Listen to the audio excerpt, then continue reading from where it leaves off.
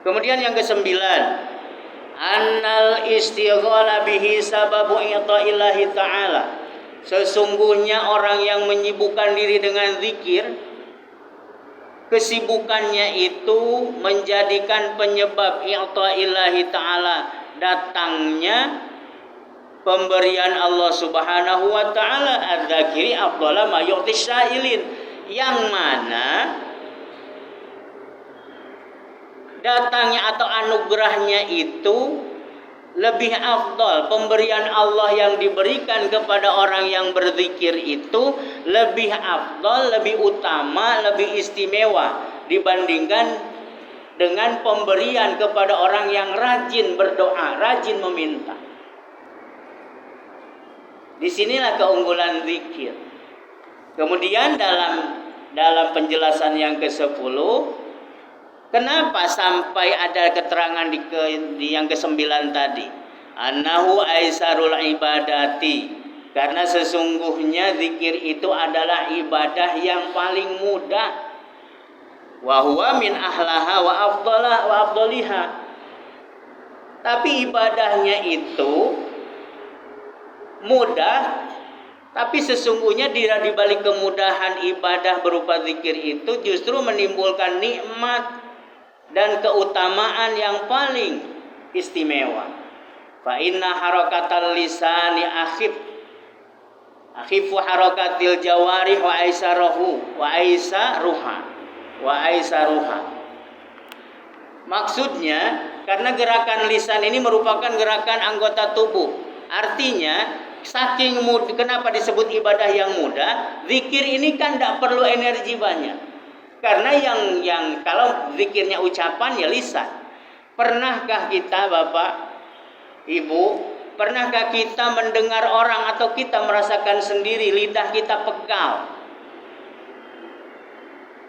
Makanya ada istilah cerewet, kan pegal-pegal mulutnya tuh.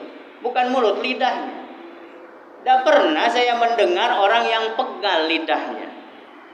Ngapa kamu tidak ngomong? Pegal, akhirnya ditulis karena pegal, dah galang ngomong. Tidak. Kenapa? Karena lidah tak bertulang.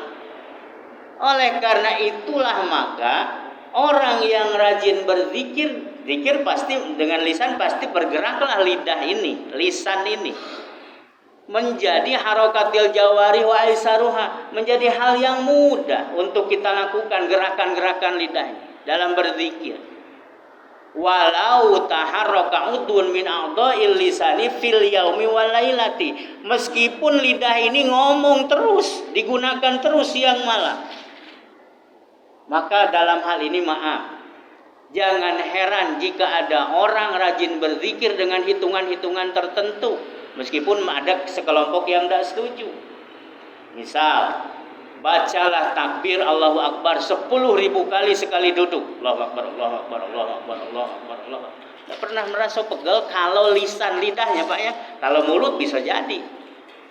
Allahu Akbar, Allahu Akbar, lagi dibarengan dengan hati. Jadi dasar logikanya diantaranya penjelasan seperti ini. Jadi tidak ada halangan, tidak ada alasan sebenarnya bagi orang yang mengatakan zikir itu berat. Tidak, hanya orang malas dan jauh dari nilai-nilai keimanan yang mereka itu tidak bisa atau tidak mau membiasakan zikir. Yang ke-11, annahu gharasal jannah. Sesungguhnya berzikir itu merupakan apa? Tanaman surga. Dalam sebuah hadis riwayat Imam At-Tirmidzi dijelaskan, Rasulullah sallallahu bersabda, "Man qala subhanallahil azim wa bihamdi." Siapa saja yang suka mengucapkan subhanallahil azim wa bihamdihi, gurisat lahu nakhlatun fil jannah. Niscaya ditanam satu pohon kurma di dalam surga. Maka ada keterangan ulama yang mengatakan, kalau kamu ingin dikejar materi atau kekayaan, pepatah atau risalah dari seorang ulama, maka rajinlah membaca subhanallah wa bihamdihi subhanallahil azim. Agak berbeda redaksi atau syakul kalamnya dengan ini. subhanallah wa bihamdihi, subhanallahil azim, astaghfirullah. Minimal 100 kali setelah sholat fajar atau qobliyah subuh sampai tegaknya imam untuk memimpin sholat. Kalau kamu ingin dikejar harta, ada orang yang nyoba, ada kayo-kayo aku izinnya, masih lama inilah. Yakinlah, kalaupun tak kaya di dunia, di akhirat pasti ada. Kalau itu ikhlas dilakukan. Karena apa? Kalimat tadi, subhanallah wa bihamdihi, subhanallahil azim, merupakan satu investasi bagi kita dari Allah Subhanahu wa taala. Sekali mengucapkan kalimat itu, dapat satu pohon kurma di surganya Allah Subhanahu wa taala. Kemudian yang ke-12, annal ata'a wal fadl alladzi rutiba alaih. Sesungguhnya pemberian dan anugerah yang diberikan Allah kepada orang yang berzikir lam yurattab ala ghairihi minal a'mal. Tidak akan pernah Allah berikan kepada orang yang beramal apapun selainnya. Jadi dalam hal ini betapa istimewanya berzikir. Karena pemberian Allah kepada orang yang ahli zikir dengan ahli amal soleh selain zikir lain.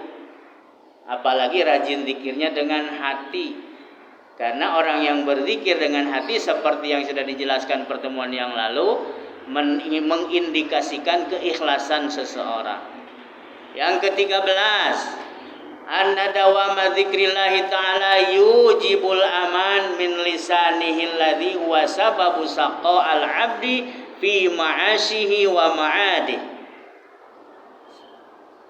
Sesungguhnya dawam kontinuitas atau membiasakan zikrullah itu akan menjadikan seseorang aman, terhindar dari bahaya lisannya. Sementara lisannya tadi alladzi huwa sababu saqa'il 'abdi fi ma'asyihi.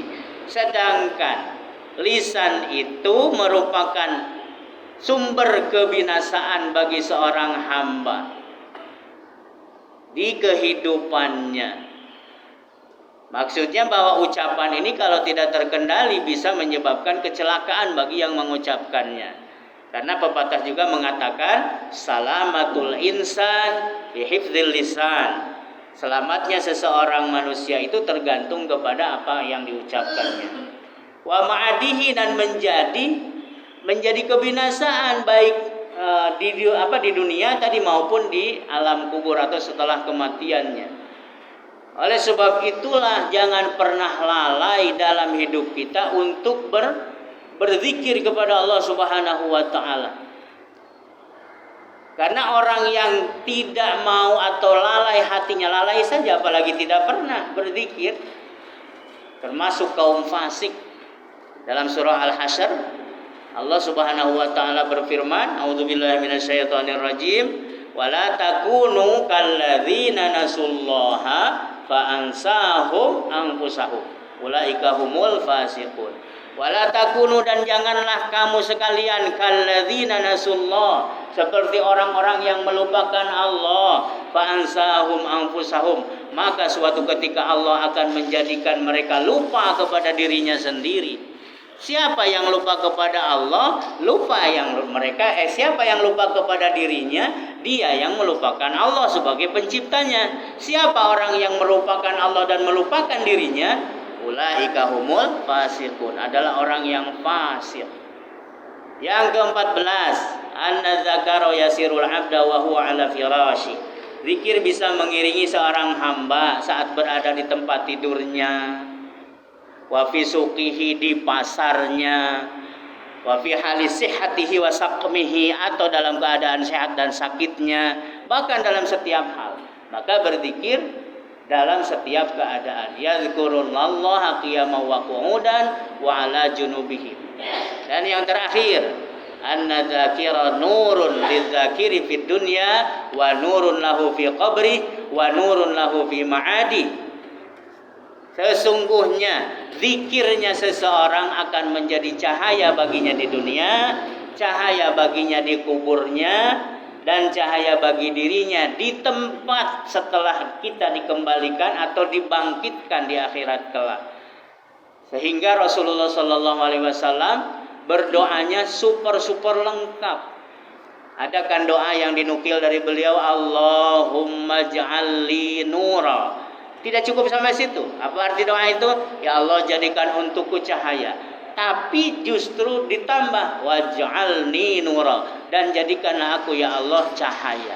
Maka pendapat ulama sepakat di antaranya bahwa Nabi Shallallahu Alaihi Wasallam adalah cahaya secara lahir maupun batin, dunia maupun akhirat, bagi orang yang mengimani dan mengikuti risalahnya.